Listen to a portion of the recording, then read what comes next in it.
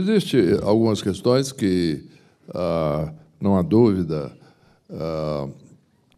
que há um consenso, não há necessidade de detalhar mais, porque já foi bastante detalhada. A questão da maior eficiência do Estado, por exemplo, não há dúvida.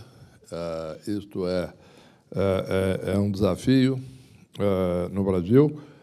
A questão de competitividade na economia, coisa que eu tenho falado frequentemente, quanto mais competitivo, melhor, quanto mais competitivo, mais eficiente. Ninguém vai buscar necessariamente fazer um esforço maior de produtividade, de investimento, etc., de trabalho, etc., se não existiu uma competitividade, se não existiu uma necessidade de se fazer isso, se não existiu uma competição. Então, não há dúvida que a competição é a grande luz que ilumina e que, de fato, aponta os caminhos aí da maior produtividade. Na questão da abertura de mercado, os exemplos citados aí da Coreia, etc., e do Brasil, não temos dúvida. E uma questão também muito interessante, que é exatamente esse ponto não muito enfatizado no Brasil. Durante muito tempo, enfrentamos essa questão das críticas aos juros altos, etc., como se fosse uma questão de vontade do Banco Central. Se o Banco Central quisesse, podia baixar o juro tranquilamente, sem maior problema, etc. Tudo é uma questão de preferência, digamos assim. Eu acho que está cada vez mais claro, né? E isso tem uma vantagem desse aprendizado todo que tivemos nos últimos anos, é de que o juro é alto exatamente por causa da dívida pública e esse fator interessante do total da dívida frente à riqueza nacional. Em resumo, são pontos que eu acredito que são base de discussão. Vamos olhar um pouco mais agora as questões que, de fato, olhando do ponto de vista de produtividade, de custo de produção, impedem uma maior taxa de crescimento das empresas, dos lucros e, em última análise, do crescimento real da renda e do salário. Por exemplo, nós falamos na questão da alta carga tributária. Não há dúvida de que, se compararmos a carga tributária brasileira com os diversos países do mundo, vamos dizer que a carga tributária brasileira é uma das mais altas, não há dúvida, sensivelmente superior à média mundial. E sensivelmente superior à média de países de crescimento elevado, seja países como Singapura, seja países como Coreia do Sul, ou mesmo os Estados Unidos, né?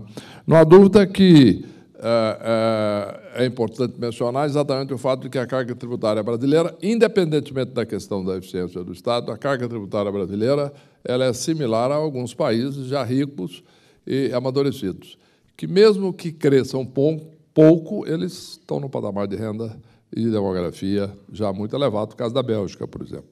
Então, isto é um fator, de fato, a ser levado em conta. E aí remete à segunda questão. Pois bem, mas, na medida em que é necessário, o segundo ponto, que é a redução da dívida pública, para que possamos ter uma maior sustentabilidade das previsões e previsibilidade econômica e queda dos juros e, portanto, um maior crescimento via o custo menor do dinheiro, nós temos que gerar, evidentemente, superávit primários. Se existe uma questão de carga tributária, evidentemente que o problema passa por uma solução que é, evidentemente, a diminuição das despesas públicas.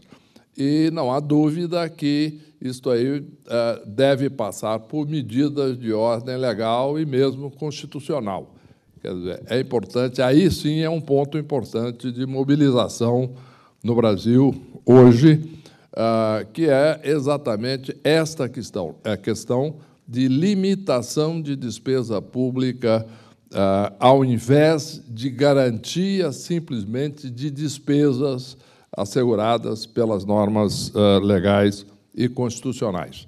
Então, isso eu acho que, de fato, é o caminho que, mesmo que a curto prazo nós tenhamos que ver aumentos de impostos, etc., por uma questão emergente, que é a questão da trajetória da dívida pública, que este sim é um problema agudo, mas nós devemos ter consciência de que, olhando à frente, olhando num prazo mais longo, nós temos que endereçar a questão de também não só uma questão de uma inversão da trajetória da dívida pública, mas também uma inversão da trajetória da carga tributária brasileira.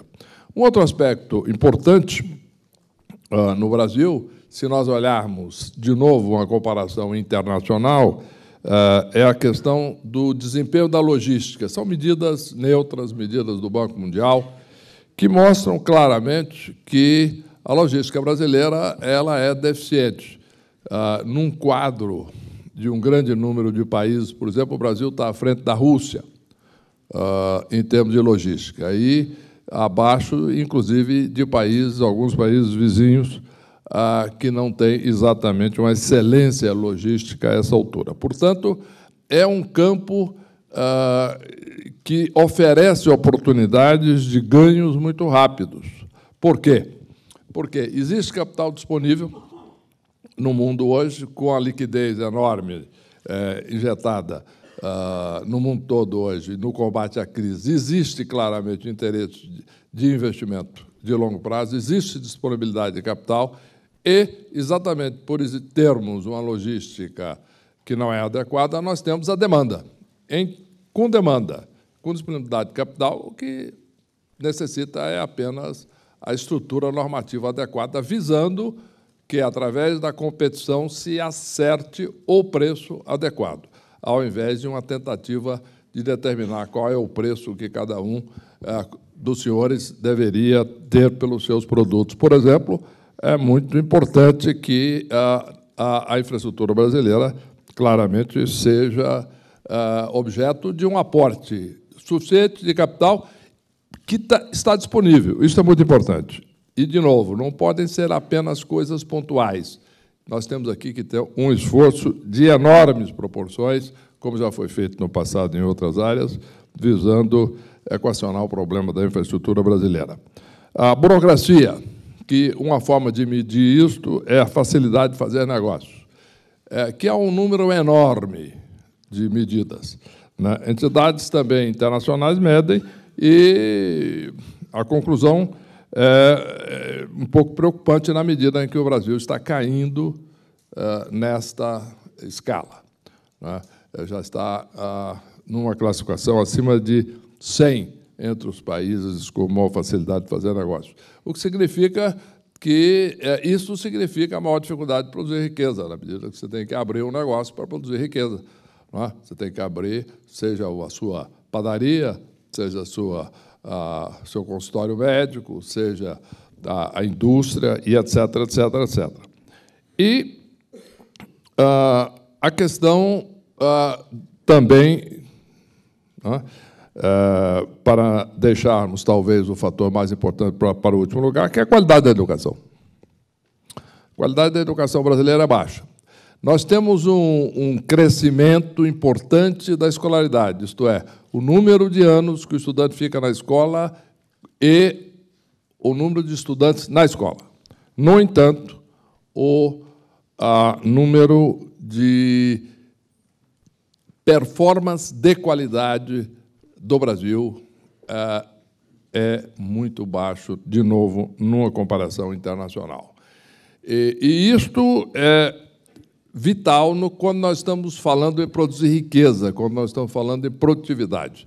Por exemplo, foi mencionado o caso da Embraer. A Embraer é interessante, porque a Embraer não só tem a facilidade e a vantagem importante de não ter muita restrição em termos de conteúdo nacional, não tem dúvida, mas agora, não é por acaso que a Embraer se localiza no Vale do Paraíba, em São José dos Campos, ao redor de São José dos Campos. Por quê? Porque surgiu junto com o Instituto Tecnológico da Aeronáutica. o ITA, que sempre foi uma escola de engenharia de excelência, e é uma região que dispõe de mão de obra de alta qualificação, né? Então, o que acontece? É o fenômeno dos clusters. Quer dizer, não é à toa que a tendência é, se nós formos apostar hoje onde deve surgir uma nova empresa de tecnologia, nos Estados Unidos tem grande possibilidade de ser na Califórnia. Está certo? Por motivos evidentes. Quer dizer, desde a proximidade, a disponibilidade de mão de obra, a disponibilidade de capital, as escolas que são mais voltadas a isso, etc., etc., etc., etc. Em resumo, existe aqui, de novo, uma predisposição muito grande da busca da eficiência e da busca da competitividade e do capital privado. Eu vi uma coisa muito interessante, por exemplo, quando eu estava visitando o Palo Alto, o Vale do Silício, etc., que é uma coisa que eu acho marcante e que deveria servir de um certo exemplo para nós. Eu vi uma escola de alta tecnologia, uma universidade, né, formando gente de altíssimo nível, que estava localizada em dependências da NASA, cedidas pela NASA, no campus da NASA. Muito bem, numa base. E era uma escola privada, financiada pelo setor privado, sendo que o maior financiador é a Google, que não tem nenhuma vantagem, a não ser o fato de que vai produzir-se mais técnicos de alta qualificação, que, no caso deles, eles esperam que alguns deles vão optar pela Google. Porém, isto mostra a questão da parceria setor público-privado, terceiro setor acadêmico e etc. Em resumo, temos um caminho muito grande, muito longo aqui na questão da educação. O fechamento da economia, não há dúvida que é um fator importante e decisivo, que já foi suficientemente elaborado. E aí entramos também na questão da escala, né? O que não é problema. Quer dizer, não é problema o fato de que nós temos uma escala elevada. Nós temos um mercado de consumo hoje de 150 milhões de pessoas. Isto é positivo. Ele passa a ser negativo se ele é justificativa para o fechamento. A escala em si é altamente positiva.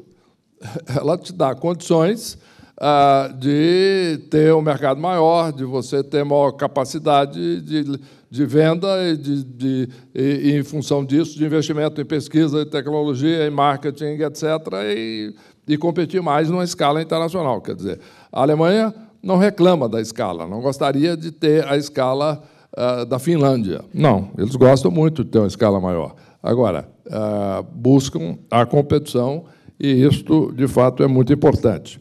E tem uma questão interessante que eu acho que nós precisamos levar em conta, que é uma outra medida também internacional, que é um ponto forte. Isso não é um problema no Brasil, que é o que eles chamam, né, que é a medida de estabilidade política.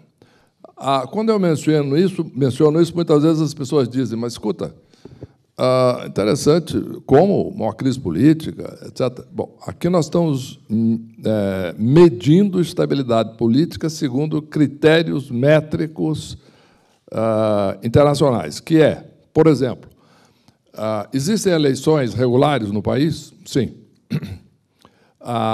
Existe a tomada de posse de eleitos ou existe golpes e de diversas maneiras de evitar? Não, existe. Os eleitos tomam posse.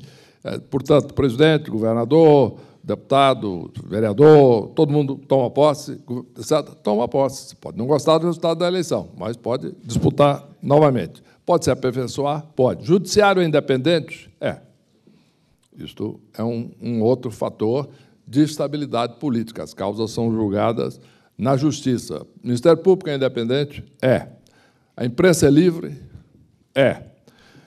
Em resumo, o país tem algumas coisas que podem nos dar condições, de fato, de disputar com vantagem o mercado internacional comparado com outros emergentes que começam a enfrentar problemas exatamente em algumas destas áreas. Portanto, nós temos que simplesmente evitar que algumas dessas dificuldades neutralizem ou até sejam maiores do que as vantagens oferecidas pelos nossos ganhos de escala e estabilidade política e etc. Não há dúvida de que é fundamental uma trajetória consistente da dívida pública, por exemplo. O fato de que, com o crescimento da dívida, existe um aumento da taxa de juros exatamente por uma questão de oferta e demanda, mas existe também uma questão referente ao aumento da taxa de risco. E isto é um processo inevitável, quer dizer, na medida em que existe uma percepção maior de risco, aumenta a taxa de juros. Aumentando a taxa de juros, certamente diminui a facilidade da rolagem da dívida, aumenta exatamente, de novo, o nível de risco. É um processo aí retroalimentador. Então, não há discordância em nenhum momento de que a trajetória da dívida pública tem que ser revertida e que nós temos que estabelecer, como está sendo estabelecido, como prioridade importante, número 1, aqui, o ajuste fiscal e o equacionamento desta questão.